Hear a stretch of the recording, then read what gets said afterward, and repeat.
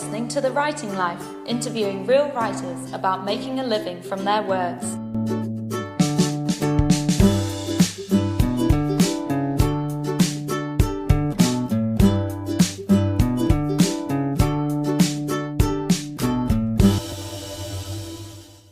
Hi, we are The Writing Life, and we are here with a Portuguese writer, Leonor Macedo, who is also a student for the Creative Writing Masters here at Lancaster University. Hi, Leonor, and thank you very much for this interview. Hello, it's nice to be here. Well, you are a Portuguese writer, but you have also a strong connection with China. Can you tell us a bit more about this? Well, I lived in Macau, a city in China, for about 8 years when I was a kid, from the age of 2 to the age of 10, more or less. I was really young, so I don't really remember Portugal from before going there. So when I came back to Portugal when I was 10, it was a bit more like going to a different country rather than actually coming back home. So it was a very particular experience. I really enjoyed living there, actually, and I managed to go back there for a while recently, so I still feel a connection with the place. That's really interesting, and I'm very intrigued. Like, when you lived in China, did you use English to communicate there? Macau was was part of the Portuguese, I don't know, Dominion country, something like that at the time. So we had Portuguese school. So I did speak Portuguese. I did understand just a little bit of Cantonese, the dialect they spoke there, and I learned how to speak English there because, yes, we used a lot of English as well. And your writing, in fact, is in English. What made you make that decision rather than writing in Portuguese? Did you think you'd reach a wider audience, or does it just come more naturally to you? Well, that is a big part of it, the possibility to reach a larger audience, mainly because the Portuguese editing industry isn't as nearly as developed as I wish it would be, or as we can see in English-speaking countries. But it wasn't just that. I do like the language a lot. It's a language that I enjoy speaking in, that I enjoy writing in. So it wasn't really a hard choice to make to start writing in English, although I still write in Portuguese as well. Are there other Portuguese writers who have influenced your own writing who have also decided to write in English? Well, there are certainly Portuguese writers that have influenced me since I studied Portuguese in Portuguese language and literature at school, so I have that influence. And there are some Portuguese writers that do write in other languages as well. The biggest example, I think, is Fernando Pessoa. It's one of our best-known poets who also has written in English quite a bit. Who are the writers in English that inspire your work? There are a lot of them. I would say that one of the ones that make me want to write more and want to write as well as him is Neil Gaiman. I think he's influenced me quite a bit in the way that I see writing. Out of the top of my head, maybe also Brandon Sanderson, an American from the US. But there are a lot of them, not only in the fantasy genre, but throughout. I've read almost everything from Jane Austen, and I really love her, for example. And talking about fantasy, you are also a fan of role-playing games, and I thought that was really interesting because I also play role games, and I was just wondering if it helps you to create your own stories. Yes, it does. Whether you're playing a character or creating a world for other people to play their characters in, you're exercising your imagination. Just in that, you have a great way to help your writing because you need to create characters that you love. They have to have some relatability, have something that you love about them, and that's true as well for literary characters. So yeah, it did help me a lot.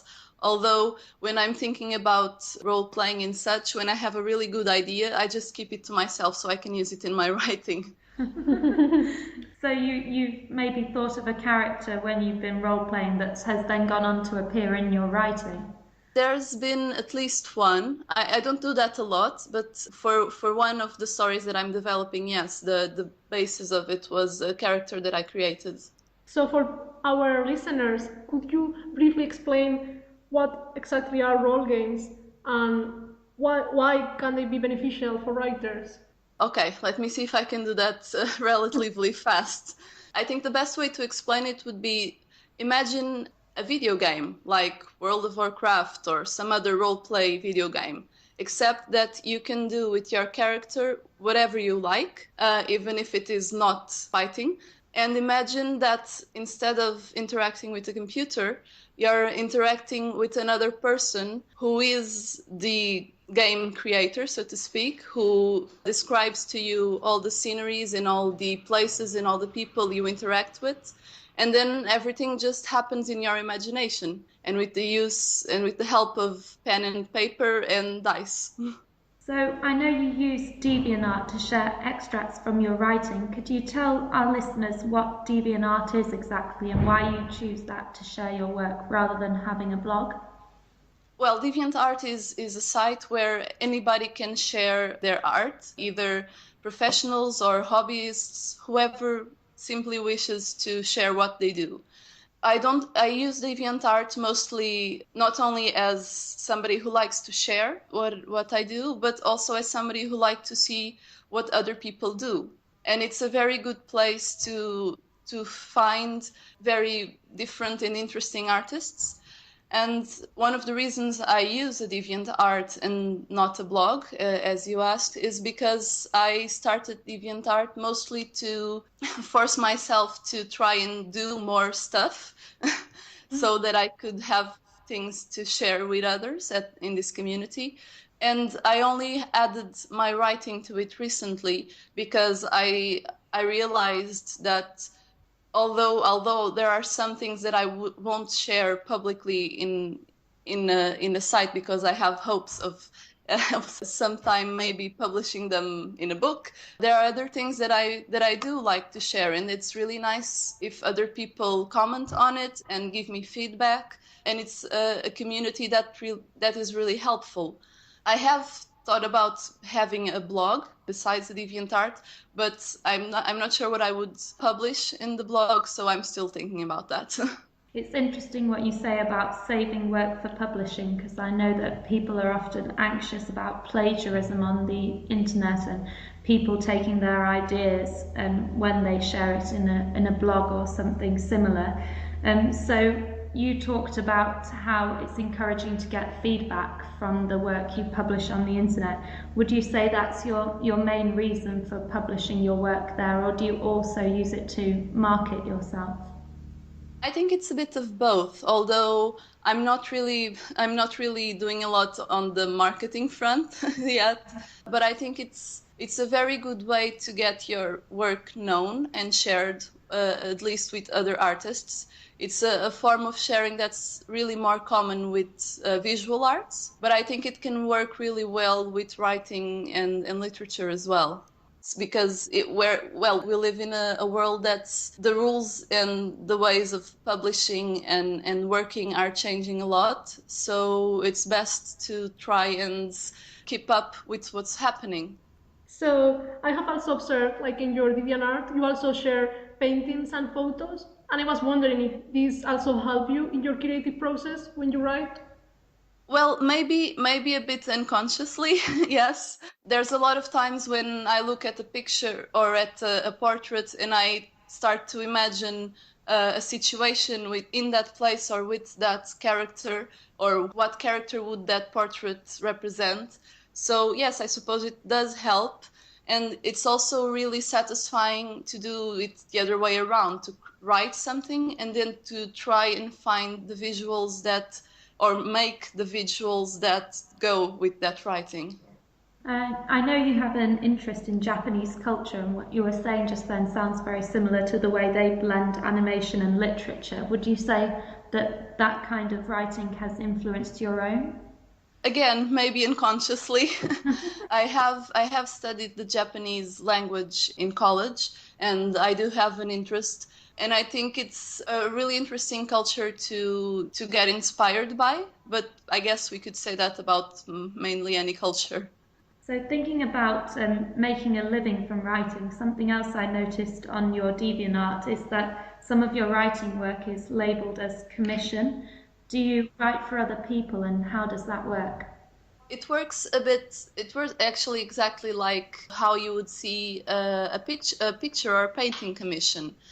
Somebody has an idea in their mind, or a character or a situation, but they don't have the skills to put it down on paper, be it as a painting or as a piece of writing, a short story or whatever. So they commission people to do it. Well, it's a lot more common with visual arts and paintings, but it does happen with writing as well. How it happens is a person posts out an announcement wanting to write this sort of story or that sort of story, and me as a writer, I can go talk to her and explain what I can write, what are the styles that I'm most comfortable in, and we just talk it out. And if it works, I write a story with that person's guidelines, and I get paid. Wow, brilliant. That sounds great. I didn't know about that. So, Yeah, I've just started out, so I haven't had a lot of commissions yet, because it's obviously a lot easier to get commission if you're a visual artist. It's not so easy to get one as a writer, but it does happen, and it's a really good exercise in writing as well, and it does help me develop things that I wouldn't normally write about. So it's really interesting. so where do you find announcements like that? Do you find them mainly over the internet, or is it in magazines? It's mostly at that site that we were discussing, DeviantArt. They have a forum dedicated especially for that. That's great to know. Thank you. Yeah, Go check it out. definitely. And I know you write prose, mainly sci-fi and fantasy. Have you also written in other genres? Yes, I have. Usually, I think about my writing mostly as speculative fiction, because I don't necessarily write only in the typical fantasy or sci-fi ambiences. And I have written some short stories or excerpts that aren't fantasy at all, and I have written very little poetry. So it's interesting because you get to explore different aspects of writing and work with different rules of writing, which is always a good thing to do, to learn. Something Inez and I were talking about just before this interview actually was having a pen name, and I know you use a pseudonym on your DeviantArt. What is your pseudonym, and why did you choose that? Oh, I've had that page for a very long time, since I was a teenager. So I'm afraid the name is just that cliche elfic name that you can find online. Oh, I remember the embarrassing email addresses. I just keep it because, well, you can't change your name in DeviantArt, but most people there do use a pseudonym, mainly because, well, maybe a lot of people there create a sort of, I don't know, persona or tag name, that artist name that they use. So I think most people there just use that name to create an image for themselves. Definitely. And also, you are a current student in the Distant Learners Creative Writing Masters at Lancaster University. So I was wondering, why did you choose to do this course? I had been discussing getting a master's with my family, and I was thinking about what kind of areas I thought I would like to learn. It was a bit, it was at the same time pretty easy and pretty hard to realize that the only area that I was really interested in studying further was creative writing. And that led to another problem, that was there are no creative writing masters in Portugal. So I went to search for what options I could have, and the distance learning seemed the best option for me, basically. So we've been doing the campus-based masters last year, and we had to do on-site workshops. How does distance learning work? Do you receive multiple feedback from the other people on the course? Yes, we do. It works. We have two different kinds of interactions, so to speak, through the internet. The first one is our tutorials, our direct tutorials with our tutors, in which we present work, we get the feedback and some advice, and all that process that you do with your tutor, we have it as well. And then there are other moments which we call conferences, in which we have work groups, reading groups with other students. Obviously, we read each other's work and give the best feedback we can give. And in a second moment during that conference, which is organized by one of the teachers from the course, we try to have a conversation or discussion of a topic within creative writing that is relevant to the work that group has been doing, and to try and clear out any doubts or questions or explore interesting avenues with writing and thinking about writing. So was that the first time you received formal feedback on your work?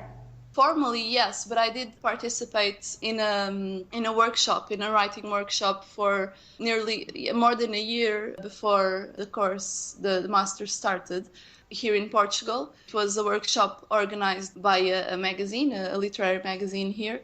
And so we had a writers group, we had to read each other's work, we had to comment on it, and we would also get feedback from the workshop teachers, so to speak. So it was a similar format, but it's a very different thing. It's similar in many ways, but different in many ways as well, seeing it's such a different environment and setting. To what extent do you think like feedback is helping you as a writer? Oh, I think I've become such a better writing since I started the course. It's really opened my understanding of what it is to write and how to write, and just the fact that I have to actually deliver several pieces of work throughout the year, it's really helped me to focus on my productivity and really have to think hard on what I want to write and how to do it. And speaking of productivity, you have to be very self-motivated when you're doing a distance course. So do you have a kind of working routine that you always stick to, or a target you set yourself each day? I do have a schedule I make for myself, in which I account for everything that I have to do during the week, and then I have to account for writing time. And usually I try to let that schedule have some flexibility, but I try to force myself to write every day at least 200 words or at least 500 words to get the work done. And usually sometimes I can't do that, and I just end up binge writing it at the end, but I get it done. Brilliant. Yeah, it's interesting because we also have another writer in this program, Gabriela Campbell, who was also saying about writing 200 words per day and how that habit really changed her for the better, really helped her productivity. And 200 words seems nothing, but yet you accumulate those words Exactly. every day. And is any of your work published? I do have a couple of poems published in Macau in a book called New Poets of Macau, but it was a publishing that happened because of my participation in a class that was happening at the University of Macau when I was there not so long ago. Well, actually 5 years ago.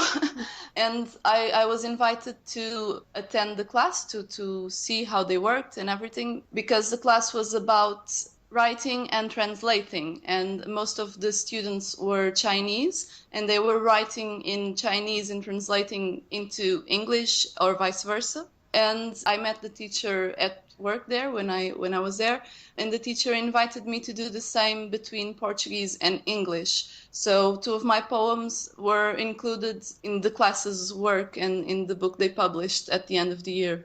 Brilliant. I have not seen the book and I have never held it, but it's there. So after this creative writing masters, do you know what's going to be your next step? That's a very good and a very hard question. Because I do know that I hope to have enough work written to try and get it published after the masters, or at least to work a bit more after the masters and try to get something published. That's my main goal. But I am considering if I have the possibility to go on to do the PhD, but I'm not sure if that's going to be possible. And mostly I just hope that I can find work with language and either editing or translating or something of that kind that gives me time to continue to work in my creative writing. Fantastic. Well, it's been wonderful to speak to you, and I'll definitely be going and looking at DeviantArt Yeah, me too. after we finish this interview. And thank you so much for taking the time to speak to us. And I wish you all the best of luck with your writing in the future. Thank you. Thank you. And now, Leonor is gonna read a extract from her work. So what I'm going to read is something that I'm working on right now and that I'm possibly going to work on during my second year of the master's. It's in the fantasy genre, and I'm just going to say that it's set in a world that's not our own, and it follows one character who is in a city that is new to her. So once again, the moist heat of the city kept her awake far after all the lights had gone out at the palace. Sick of tossing and turning, Hedda got up and went to open the window. She hoped some air would circulate, make the night cooler, but the air outside was just the same as in. The only difference were the fragrances of the inner garden that floated up to her window. It was like no other garden she knew, tended with utmost care to preserve the delicate plants that didn't belong to the climate. The scent, however, came from a local plant, a strange cacti growing in spiky spirals adorned by a bright orange flower on top of each curving shaft. Hedda breathed the scent in, wondering if one would grow if she took a sapling back to the capital. She looked up at the sky and saw the twin moons, white-yellow Argyle, casting a shadow on white-blue Sulior, both only half circles in the sky.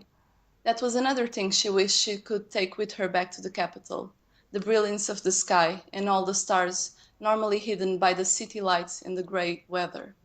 She was gazing up at the night, leaning on her elbows, when she noticed some sort of movement on the roof, on top of the palace wing opposite from her window on the other side of the garden. She straightened, looking closer, expecting to see a bird or to realize it was just a fancy of her tired mind. But then she saw it again, a sneaking dark form approaching. It was no bird nor fancy. It was a man, hooded and cloaked. She lost sight of him, and then suddenly he was there again. He stood on the roof, face covered by a hood and scarf, his clothes the color of sand. He looked from side to side, then down. And then he vanished. Hedda blinked, her mind trying to make sense of what her eyes saw. It was impossible, of course. No man could make himself unseen. It was not possible. Not anymore, a voice said in the back of her mind. The notion sent a cold shiver down her spine. There had been men and women once who could disappear in plain sight. That and much more. And we're so close to the desert, the voice in her head remarked. Hedda gripped the window ledge at that thought. A mage? A mage from the desert? Her eyes darted along the roof, trying to see him again and hoping she didn't. Then, suddenly, out of the space where the man could not be, a rope swung down, beside a column of windows almost directly facing her own. She could not see him go down the rope, but she saw it move and wave as if someone was using it. She felt a chill in her stomach that had nothing to do with temperature. Then, as her mind accepted what she saw, she realized what she must do. "Intruder!" she cried. "Guards! Intruder in the inner garden!" She didn't wait to see the guards reappear. They would hear, see the rope, and do something. She ran out into the corridor and to her mentor's door. Tresia was already up, opening the door, even as she pulled on her robe. "What in the heavens is going on, Hedda?" she asked, her graying hair dishevelled, but her dark eyes wide awake and sharp. "A mage. The intruder is a mage. I saw him vanish. He was there, but I could not see him," Hedda said, hearing the panic in her own voice. Tresia stared at her for a second, but then held her hand and started running. "Come, where did you see him?" her mentor asked, pulling her along. Hedda felt a rush of gratitude that Tresia did not doubt her, and soon was running beside her mentor with no need of incentive. "On the roof over the front wing of the palace. He was going down a rope beside the windows." That's the administration area, all the offices, Tracy replied, trying to run faster with some effort. Hedda nodded and followed, realizing her mentor was right and also that Tracy was running towards the offices and not away, towards the mage. Hedda gulped down the protest and followed.